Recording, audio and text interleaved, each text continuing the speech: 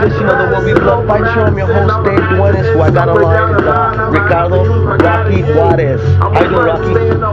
I'm doing just fine. How's it going? Doing great, brother. How's the weather over there up in Texas, man? Well, Houston was all screwed up. It's just cold one day, you got the heater on, and the next day you got to put the air conditioner on. It's back and forth. Yeah, man, it's like that over here in California right now too. 1 minute you got the big sweater on, the next we got the tank top on and stuff. Yeah. Global warming, I guess, right? Yeah, same here. Right on, brother. So how's camp working out for you, man? For this fight coming up with Chris John the Dragon, right? Don't know the nickname, but yeah, we're talking about the same person, Chris John. Training camp's been going well. I've been training hard and, definitely very pumped up, very motivated for this fight coming up, the 28th of February, so just definitely looking forward to it. Great. The last outing that we saw you in was against Jorge Barrios, it was a great fight. You edged out the win, got the KO over him. But it seemed in that fight you had a little bit concern in your part, I know there's been always back and forth about you starting up faster, starting up, a little quicker in your fights and stuff. But when you needed to turn it on at the later in the rounds, you turned it on and were able to take them out.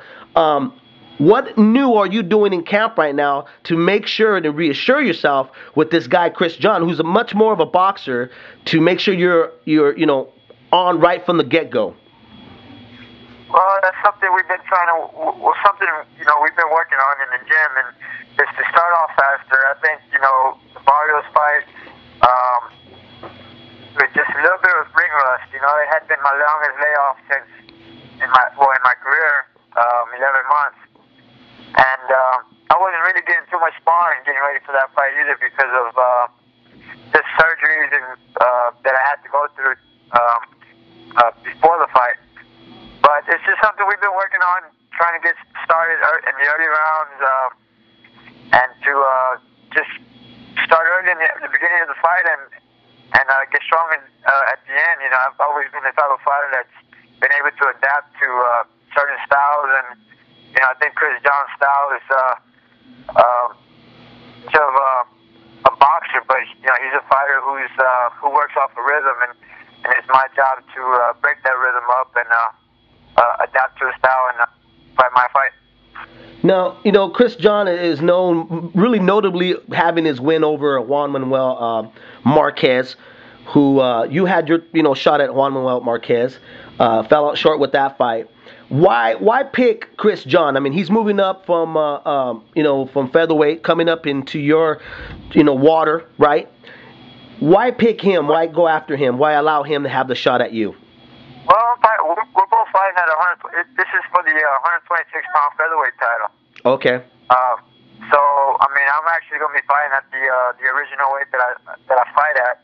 But now, if they were to offer, if my promoter was to offer me another shot at Marquez, I would definitely love to take it because I took that fight and I still feel I can beat Marquez. I still feel I can beat Barrera. It just, in that Marquez fight, I feel that, the cut had a lot to do with it. I received a cut in the first round from an accidental headbutt, and, we went 12 rounds. And even before that, I was having a problem with my vision. I was seeing doubles, and I was just always afraid to go to the doctor. I fought like my previous 4 fights.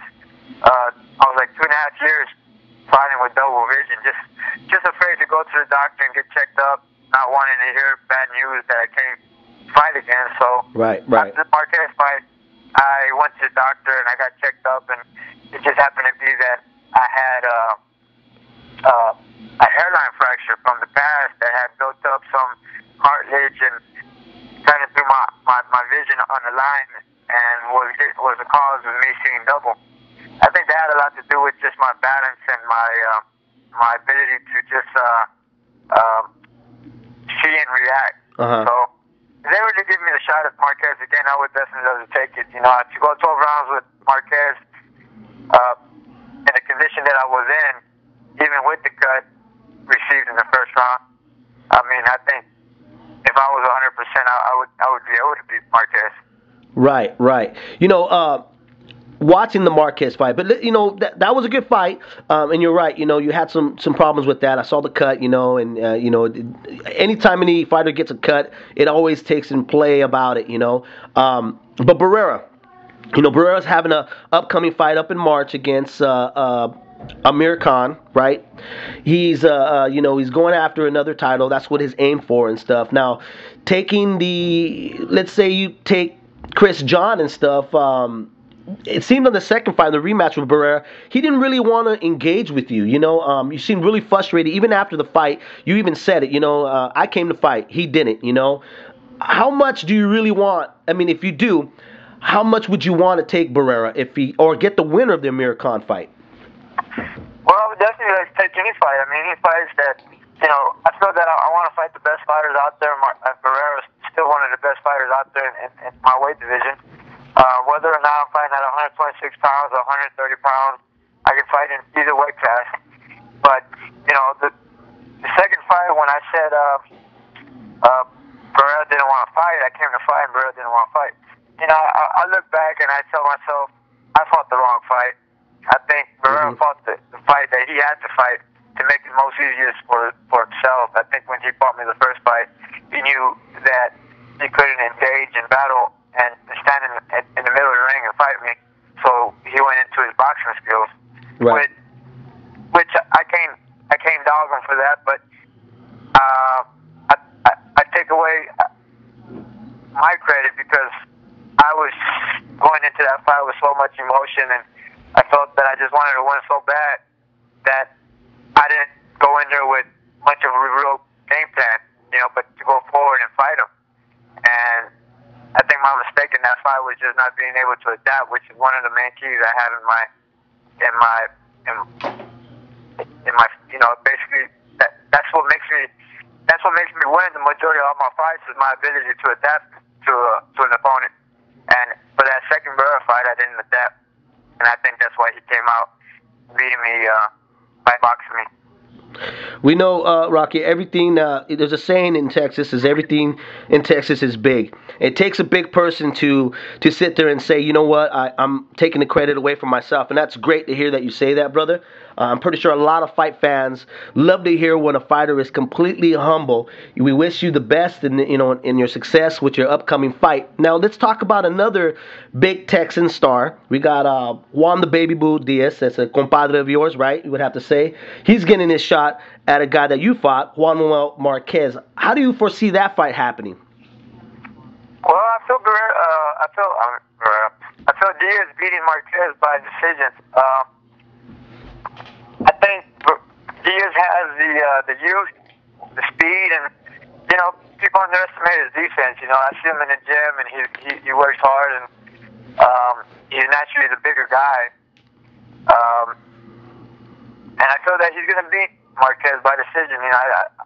One thing I tell him or his camp or his team, which is kind of the same team that I have, is that the jab will beat Marquez. I mean, when I fought Marquez and the situation that I was in, I was able to hit Marquez with my jab, and it's just I wasn't able to follow up with combinations, and that's something I think Diaz is very good in. Though I feel he lacks the punching power, I think his ability to throw punches and bunches and his connect percentage would take its toll on Marquez, and but I still feel he'll beat him by decision. Diaz wins by decision. Right, great. Okay, well, Juan Diaz, if he defeats Marquez on that night in February, you guys are on that same card, right? Right. How much of a possibility, though, is if Baby Bull does pull this off, he gets this win over Marquez, that kind of puts him up there now, right, as in the legendary stats what every fighter is always looking for. But it also leads into you that, you want that stat also, being a Tejano. How much of that fight do you think in demand? I mean, you guys have a huge following in Texas, and you guys got a huge following here in California. That would be a major demand, and also it would be a dream fight. Would you take that fight, regardless if you guys are in the same camp? Well, in this profession, it's a business, and I've heard this question once before, and I believe you're one of the very few reporters or commentators that have actually even brought it up. But you hear it from the fans, the local people here in Houston. Are you ever gonna fight one